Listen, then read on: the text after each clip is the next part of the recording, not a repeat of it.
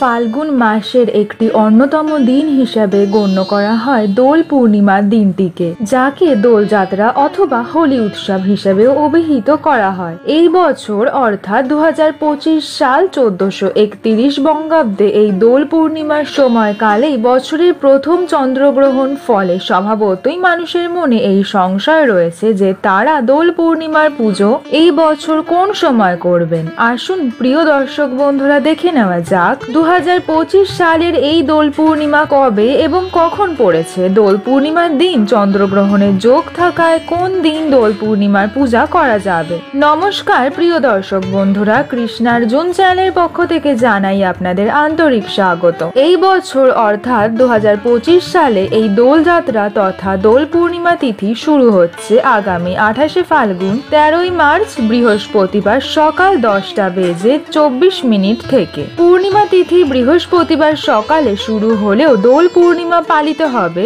29শে ফাল্গুন 14ই March শুক্রবার দিন। কারণ শুক্রবার সকাল 11:35 পর্যন্ত থাকছে পূর্ণিমা তিথি। সেই কারণেই শাস্ত্র মতে দোল পূর্ণিমা 29শে ফাল্গুন 14ই মার্চ শুক্রবার দিনই পালিত হবে।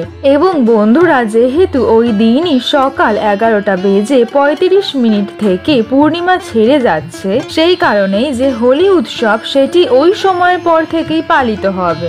দোল পূর্ণিমার একটি বিশেষ গুরুত্বপূর্ণ অংশ হলো হোলিকা দহন, যাকে আমরা ন্যাড়া পোড়া বলে থাকি। বন্ধুরা, এই কাজটি সম্পন্ন করতে হবে 28শে ফাল্গুন 13ই মার্চ বৃহস্পতিবার দিন প্রদোষকালে, অর্থাৎ সন্ধ্যা 5:41 থেকে রাত্রি 7:19 মধ্যে। এই সময়ের মধ্যেই দোল পূর্ণিমার যে ন্যাড়া পোড়া অর্থাৎ হোলিকা দহন উৎসব সম্পন্ন করাটা বাঞ্ছনীয়। বন্ধুরা, এই বছর এই দোল পূর্ণিমার দিনই থাকছে বছরের প্রথম পূর্ণগ্রাস চন্দ্রগ্রহণ। এই দোল পূর্ণিমার দিনই আগামী 29শে ফাল্গুন 14ই মার্চ শুক্রবার দিন সম্পন্ন হচ্ছে। সকাল 10:29 থেকে লাগছে এই চন্দ্রগ্রহণ, যা থাকছে দুপুর 2:14 পর্যন্ত।